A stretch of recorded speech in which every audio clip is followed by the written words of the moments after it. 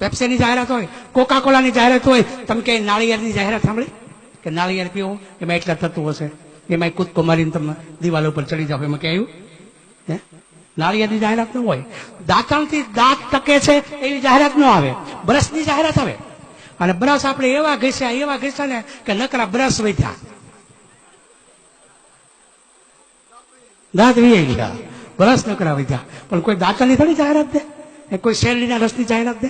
અરે મિત્રો, એક પેપ્સી પીવો ને, એક પેપ્સી એટલે આપણી કિડની 70 લીટર પાણી ફિલ્ટર કરે ત્યારે એ કચરો નીકળે. 70 લીટર પાણી ત્યારે કચરો નીકળે. ત્યાં તો આપણે બીજું પીધું હોય. આ કિડની ફેલ થવાનું કારણ આ છે. તો સારી વસ્તુ પીએ, સારી વસ્તુ ખાઈએ તો કઈ વાંધો આવતો નથી. એટલે પહેલું મેં કીધું વરસાદનું પાણી પીવો, ચોખ્ખું દૂધ, અને ત્રીજી વાત કરી ચોખ્ખું તેલ. અને ચોથી વાત તો બહુ સરસ છે, તમને મગજમાં બેસી જાય છે. મારે 7 વાત કરવાની છે, એમાં ખાવાની વાત 5 અને 2 વાત પાછી બીજી છે, હે ને? મારી ઘરે એકવાર એક ભાઈ આવ્યા, તમે કિસાન સંઘમાં કામ કરો છો ને? મેં કીધું હા. એટલે બદામનું પાન લીધું, પાન લઈને સાદું પાણી નાખ્યું, અને પછી એની પાસે એક દ્રાવણ હતું, એના 2 ટીપા પાડ્યા. એટલે મારી નજર સામે એ પાણી પેલા પાનમાં જતું રહ્યું. મને કે કાંઈ સાહેબ સમજાણો? મેં કીધું શું? મને કે ખેડૂતો દવા છાંટે, વરસાદ પડે તો દવા ધોવાઈ જાય, ઝાકળ પડે તો દવાઈ જાય, મેઘરો આવે તો ધોવાઈ જાય. એને કયો દવા ગમે એ છાંટે, પણ અમારું આ લિક્વિડ નાખે. સમજાણું તમને? હવે તમામ દવામાં એ લિક્વિડ આવે છે. એટલે પેલા ભણવામાં આવતું કે શાકભાજી ધોઈને ખાવા, હવે ધોઈને હું ખાવા? અંદર જ દવા છે. મેં કીધું આ દવા અંદર જાય એટલે શું થાય? મને કે આ દવા અંદર જાય ને એટલે એને કીડી ન ખાય, મકોડી ન ખાય, ઈળ ન ખાય, ભમરી ન ખાય. મને કે આને કોઈ ન ખાય. મેં કીધું કોણ ખાય? વિચાર કરો. આપણને માનવ જાતને ખબર નથી શું ખવાય ને શું ન ખવાય. મિત્રો, આપણે બુદ્ધિ વગરની ભેંસને ગણીએ છીએ. ભેંસને આપણે બુદ્ધિ વગરની ગણીએ છીએ. કોક દી કખતરો કરજો, અંધારે ગમાણીમાં બાંધવાની, અંધારે કોઈ ભાડે નહીં એમ બાંધવાની. પછી એને ખાવા માટે અંધારે રજકો નાખવાનો રાતે 12 વાગે, અને અંદર એક જ પાન આકડાનું નાખવાનું, એક જ પાન. તમે જો સવારે જોશો શું હોય છે? આકડન પાન પડ્યું છે, રજકો ખાઈ ગયો છે. મારે કહેવાનું એટલું છે કે બુદ્ધિ વગરની ભેંસને રાતના 12 વાગ્યે અંધારામાં ખબર પડે છે કે શું ખવાય ને શું ન ખવાય. એટલી માનવને ખબર પડે ધોળા દીએ ખબર પડે. અને જો ખબર પડે તો 100 વર્ષ જીવી શકાય, 100 વર્ષ જીવી શકાય.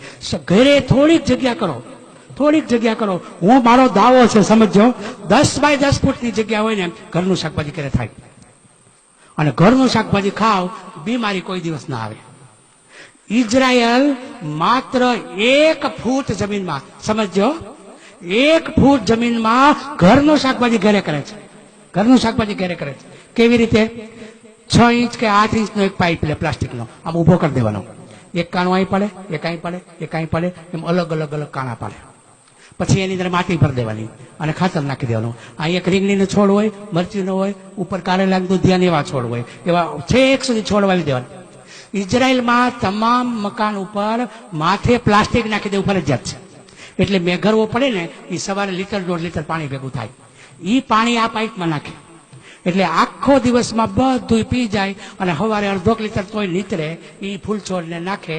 ઇઝરાયલના તમામ લોકો ઘરનું શાકભાજી ઘેરે પેદા કરી લે છે, એટલે એના ખેતરનું શાકભાજી બીજે દિવસે હેલિકોપ્ટરમાં જઈ અને અમેરિકામાં વેચાય છે. આપણે ઘરનું શાકભાજી ઘેરે ન કરી શકીએ?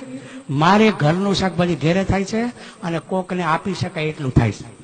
આવજો મારી ઘરે, બ્રાહ્મણ સોસાયટીમાં અમરેલીમાં રહું છું. એવું સરસ મીઠું થાય છે.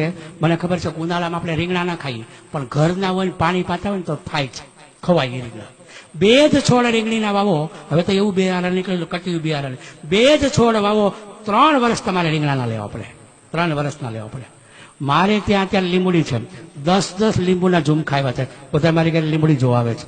મારી ઘરે શેરડી છે. અત્યારે ગયા વર્ષે શેરડી ફોનના થાંભલા જેવડી થઈ હતી, એવડી મોટી શેરડી હતી. અમે રવિવારે બધા કામ કરીએ ને પછી શેરડી ખાઈ. તમે જો વિચાર કરો, આપણે શું કર્યું ખબર છે? કામ કરવાનું બંધ કર્યું, પછી બીમાર પડીએ એટલે યોગાસન કરીએ, હવળા હવળા વળખાઈ હાલવા જાય, પરસેવે રેપઝેપ થઈ જાય. મહિલાઓ છે ને એ કામ વાળી રાખે અને પોતે જીમમાં જાય. એલા ઘર કામ કરો. આપણા બાપ દાદા ક્યાંય વળ નહોતા ખાતા, ઘેરે વળ ખાતા હતા. વળ તો ખાવાના જ છે.